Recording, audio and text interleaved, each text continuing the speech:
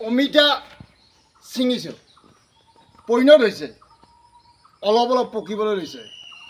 এয়া হ'ল এ ভিটামিনযুক্ত খাদ্য। কেঁচাত তৰকাৰী বা চব্জি আৰু পকিলে ফল ফ্ৰুইট।